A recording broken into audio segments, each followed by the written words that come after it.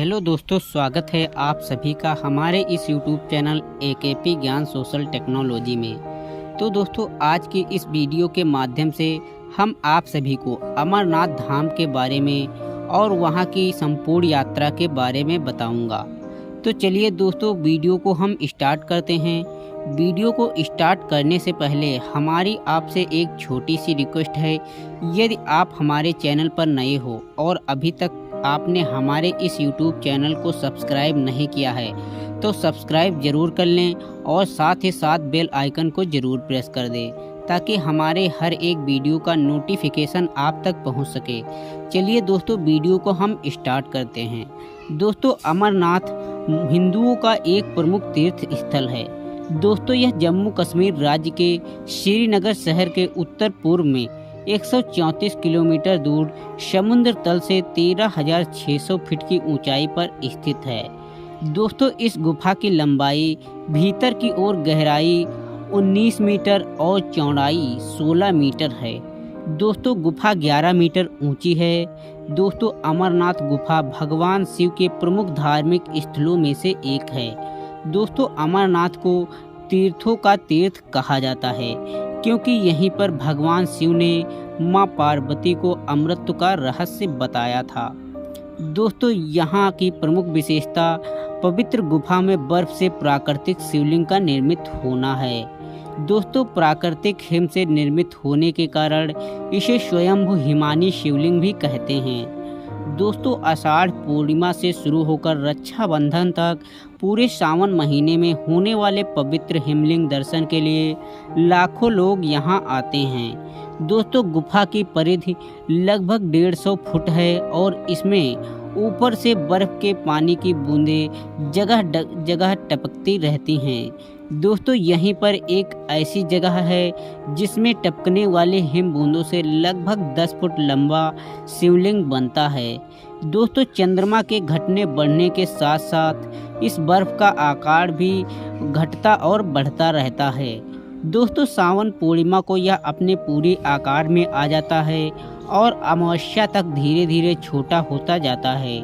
दोस्तों, आश्चर्य की बात यह है कि यह शिवलिंग ठोस बर्फ का बना होता है जबकि गुफा में आमतौर पर कच्ची बर्फ ही होती है। दोस्तों, जो हाथ में लेते ही भुरभुर हो जाती है। दोस्तों, मूल अमरनाथ शिवलिंग से कई फुट दूर गणेश, भैरव और पार्वती के वैसे ही अलग अलग हिमखंड भी हैं। दोस्तों, अमरनाथ की यात्रा संपूर्ण भारत में हिंदुओं के सबसे पवित्र तीर्थ यात्रा मानी जाती है। दोस्तों, अमरनाथ की सबसे बड़ी विशेषता यह है कि यहाँ पर जो शिवलिंग का निर्माण होता है वह स्वयंभू बर्फ से होता है। दोस्तों, इस शिवलिंग को हिमानी शिवलिंग भी कहा जाता है। दोस्तों, बर्फ की बूंदों के द्वारा बर्फ निर्मित होती है जो कि स्वयं से लिंग के आकार में पूरी तरह जम जाती है और कुछ महीने तक इसी अवस्था में घटती बढ़ती रहती है। दोस्तों, 2 महीनों के पश्चात शिवलिंग अपने आप समाप्त हो जाता है। दोस्तों, अमरनाथ की कई रोचक कहानियां यहां पर पर्यटकों को अपनी तरफ आकर्षित करती हैं। दोस्तों, भारत के सबसे पुरानी गुफा में से एक अमरनाथ की गुफा अपने आप में कई प्रकार की ऐतिहासिक, सांस्कृतिक, प्राचीन कहानियों को समेटे हुए है। आइए जानते हैं अमरनाथ की यात्रा के बारे में संपूर्ण जानकारी। दोस्तों, अमरनाथ गुफा समुद्र तल से 13,600 फीट की ऊंचाई पर स्थित है। अमरनाथ गुफा जम्मू कश्मीर राज्य के श्रीनगर से 138 किलोमीटर की दूरी पर है। दोस्तों, जम्मू कश्मीर राज्य के पहलगाम और अनंतनाग जिले में स्थित अमरनाथ भगवान शिव को समर्पित 12 ज्योतिर्लिंगों में से एक है। दोस्तों, इस प्राकृतिक स्थान की विशेषता यह है कि यहाँ पर बर्फ से शिवलिंग का निर्माण स्वतः होता है। दोस्तों, यहाँ पर सावन के महीने में लाखों की संख्या में श्रद्धालु भगवान अमरनाथ के दर्शनों के लिए आते हैं। दोस्तों, सावन पूर्णिमा के दिन श्रद्धालु शिवलिंग के संपूर्ण रूप के दर्शन कर सकते हैं। यहाँ पर विराजमान शिवलिंग को स्वयंभू हिमानी शिवलिंग भी कहा जाता है। दोस्तों इस स्थान के बारे में माना जाता है कि यही वही स्थान है यहाँ पर भगवान शिव ने अपनी पत्नी देवी पार्वती को अमृत का ज्ञान प्राप्त कराया था। दोस्तों यहाँ पर स्थित गुफा में कई जगह से बर्फ की छोटी छोटी बूंदें टपकती रहती हैं, जो भूमि पर गिरकर मुलायम बर्फ के रूप में जम जाती हैं। परंतु एक जगह ऐसी है जहाँ पर यह बारिश की बूंदें ठोस बर्फ के रूप में जमती हैं, जिसे हिमानी शिवलिंग कहा जाता है। दोस्तों अमरनाथ में आकर 10 फुट लंबा शिवलिंग का निर्माण हो जाता है। दोस्तों सावन के महीने में अमरनाथ के दर्शनों के लिए लाखों की संख्या में श्रद्धालु देश विदेश से अमरनाथ की यात्रा करने आते हैं। दोस्तों ऐसा माना जाता है कि अमरनाथ के दर्शनों के पश्चात मनुष्य सभी प्रकार के पापों से सदा सदा के लिए मुक्त हो जाता है। दोस्तों अगर आप धार्मिक पर्यटन केंद्रों के साथ साथ रोमांचक पहाड़ी गतिविधियों का आनंद लेना चाहते हैं तो आपको एक बार अमरनाथ की यात्रा अवश्य करनी चाहिए। दोस्तों अमरनाथ गुफा के बारे में प्रचलित कथाएं। अमरनाथ गुफा के बारे में प्रचलित कथाओं में एक कथा यह है कि यह वही स्थान है जहां पर भगवान शिव ने अपनी धर्म पत्नी माता पार्वती को अमर कथा सुनाई थी। दोस्तों और अमर कथा को सुनकर यहाँ पर स्थित एक कबूतर के जोड़े को अमरता प्राप्त हो गई। दोस्तों यह कबूतर के जोड़े आज भी इस गुफा में विराजमान हैं। दोस्तों कबूतर के जोड़ों को जो भी भक्त देख लेते हैं उन्हें भगवान शिव और पार्वती साक्षात रूप में दर्शन देने कर उन्हें इस मनुष्य योनि से मुक्त करा देते हैं। दोस्तों इसके साथ साथ इस अमर कथा को सुनकर शुक्र से भी अमर हो जाएंगे। दोस्तों इस कथा के जन श्रुति यह मानी जाती है कि यहाँ पर भगवान शिव ने माता पार्वती को इस स्थान पर आने वाले भक्तों के लिए उनके मार्ग में पड़ने वाले प्राचीन और पवित्र स्थलों के बारे में भी जानकारी दी और उन सब स्थानों की महत्वता के बारे में भी बताया। दोस्तों तब से अमरनाथ गुफा की यात्रा भारत में हिंदू धर्म की सबसे पवित्र तीर्थ यात्राओं में से सबसे पवित्र तीर्थ यात्रा मानी जाती है। दोस्तों अमरनाथ गुफा की यात्रा मार्ग में पड़ने वाले प्रमुख धार्मिक स्थान। दोस्तों अनंतनाग स्थान के बारे में रोचक कथा यह है कि भगवान शिव जब अपनी पत्नी पार्वती को अमर कथा सुनाने के लिए अमरनाथ गुफा में ले जा रहे थे तो रास्ते में उन्होंने सभी छोटे बड़े सर्पों को अनंतनाग नामक स्थान पर छोड़ दिया था। दोस्तों चंदनबाड़ी इस स्थान पर भगवान शिव ने अपने माथे के चंदन को उतारा था। यहाँ पर भगवान से मैं अपने माथे पर चंदन को उतारकर अमर कथा सुनाने के लिए देवी पार्वती को लेकर आगे बढ़े थे। दोस्तों पिस्सू टाप इस स्थान पर भगवान शिव ने सभी छोटे बड़े कीड़े मकोड़े पिस्सुओं को छोड़ दिया था। दोस्तों शेषनाग नामक स्थान पर भगवान शिव ने अपने गले में स्थित भगवान शेषनाग को इस स्थान पर छोड़ा था। वर्तमान में इस स्थान पर एक झील है। इस झील में यह माना जाता है कि भगवान शेषनाग हैं। दोस्तों अमरनाथ गुफा वही गुफा है जहां भगवान शिव ने देवी पार्वती जी को अमृत का ज्ञान प्रदान किया था। दोस्तों यह गुफा 11 मीटर ऊंची, 19 मीटर गहरी और 16 मीटर चौड़ी है। दोस्तों इस गुफा की छत से बर्फ का पानी बूंदों के रूप में टपकता रहता है। इन्हीं बर्फ की पानी की बूंदों से इस गुफा में हिमानी शिवलिंग, श्री गणेश, माता पार्वती और कृतिकेय की बर्फ से बनी हुई आकृतियां उभर आती हैं। दोस्तों अमरनाथ गुफा भारत के सबसे प्राचीनतम गुफाओं में से एक है। हिंदू धर्म के मानने वाले अमरनाथ गुफा को सबसे पवित्र स्थान भी मानते हैं। दोस्तों अमरनाथ यात्रा का अंतिम पड़ाव अमरनाथ गुफा ही है। दोस्तों अमरनाथ गुफा एवं अमरनाथ यात्रा की ऑफिशियल वेबसाइट क्या है?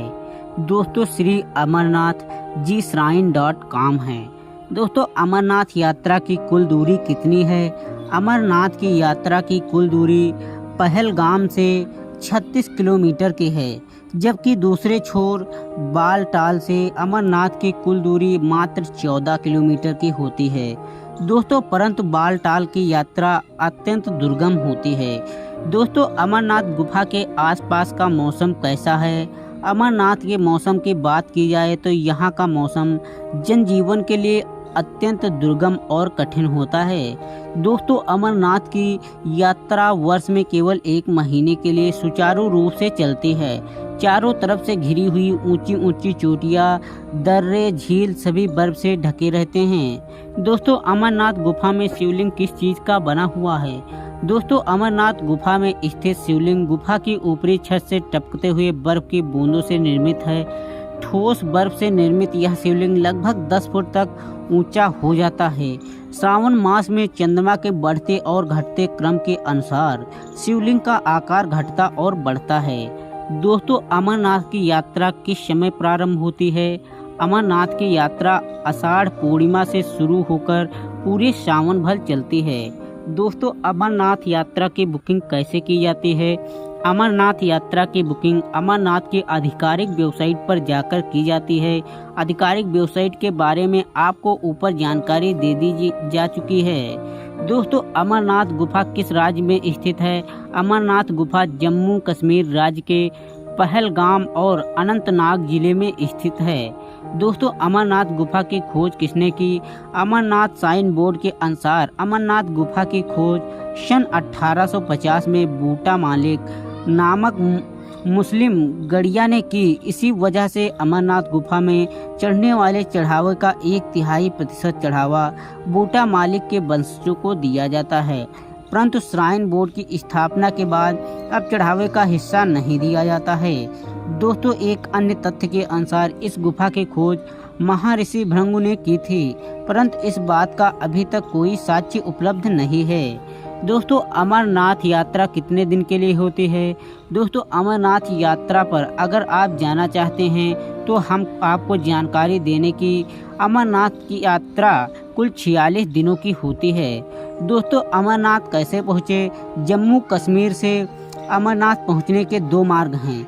दोस्तों पहला मार्ग पहलगाम होते हुए अमरनाथ पहुँचना और दूसरा बालटाल घाटी से अमरनाथ पहुँचना। दोस्तों पहलगाम से अमरनाथ कैसे पहुँचे? पहलगाम जम्मू से 320 किलोमीटर की दूरी पर स्थित है। दोस्तों पहलगाम को एक प्रमुख पर्यटक स्थल भी माना जाता है। पहलगाम की खूबसूरती दुनिया भर के पर्यटकों को अपनी तरफ आकर्षित करती है। दोस्तों आप जम्मू से 320 किलोमीटर की दूरी तय करने के लिए जम्मू कश्मीर राज्य परिवहन की नियमित बसों का उपयोग कर सकते हैं। दोस्तों पहलगाम से अमरनाथ यात्रा का प्रारंभ होता है। यहाँ पर कई संस्थाओं के द्वारा विशेष लंगर की व्यवस्था की जाती है। दोस्तों बालटाल से अमरनाथ कैसे पहुँचें? दोस्तों बालटाल घाटी से अमरनाथ की यात्रा करना अधिक सुरक्षित नहीं होता है। जम्मू से बालटाल की दूरी 400 किलोमीटर की है। जम्मू से उधमपुर के रास्ते में बालटाल घाटी पड़ती है। दोस्तों जम्मू और उधमपुर से नियमित से बालटाल घाटी आपको पहुंचा सकती है। दोस्तों एडवेंचर और पहाड़ों पर खतरनाक गतिविधियों के शौकीन लोग इस रास्ते का चुनाव करते हैं। आप अमरनाथ यात्रा यहां से 1 दिन में पूरी करके लौट सकते हैं। दोस्तों ट्रेन के माध्यम से अमरनाथ कैसे पहुँचें? ट्रेन के माध्यम से अगर आप अमरनाथ की यात्रा के लिए पहुंचना चाहते हैं तो यहां पर 2 रेलवे स्टेशन पहलगाम के लिए सुविधाजनक रहते हैं। दोस्तों उधमपुर और Jammu Tawi railway station, Indore railway station पर आप पहुंचकर प्राइवेट टैक्सी या कैब के माध्यम से पहलगाम पहुंच सककर अमरनाथ की यात्रा प्रारंभ कर सकते हैं। दोस्तों बस के द्वारा अमरनाथ कैसे पहुँचें? सड़क परिवहन से अगर आप अमरनाथ जाना चाहते हैं तो सबसे पहले आपको श्रीनगर पहुँचना होगा। श्रीनगर से पहलगाम की दूरी 94 किलोमीटर है। दोस्तों श्रीनगर से पहलगाम के लिए नियमित बसें जम्मू कश्मीर परिवहन सड़क निगम के द्वारा चलाई जाती हैं। दोस्तों हवाई जहाज़ के माध्यम से अमरनाथ कैसे पहुँचें? हवाई जहाज़ के माध्यम से अमरनाथ पहुंचना चाहते हैं तो सबसे पहले आपको श्रीनगर एयरपोर्ट आना पड़ेगा। श्रीनगर एयरपोर्ट के लिए भारत के साथ साथ विदेश से भी कई फ्लाइट उपलब्ध हैं। श्रीनगर से पहलगाम की दूरी 90 किलोमीटर है। एयरपोर्ट के बाहर आप प्राइवेट कैब या बस के माध्यम से पहलगाम आसानी से पहुंच सकते हैं। दोस्तों अमरनाथ यात्रा का अनुमानित खर्च कितना है? दोस्तों अगर आप अमरनाथ यात्रा करना चाहते हैं तो आपको जम्मू से श्रीनगर और श्रीनगर से पहलगाम तक आना पड़ेगा। पहलगाम से आपकी पैदल यात्रा शुरू होती है। जम्मू से कुल खर्च की बात की जाए तो आप अनुमानित तौर पर 5,000 प्रति व्यक्ति से 10,000 तक संपूर्ण अमरनाथ यात्रा कर सकते हैं।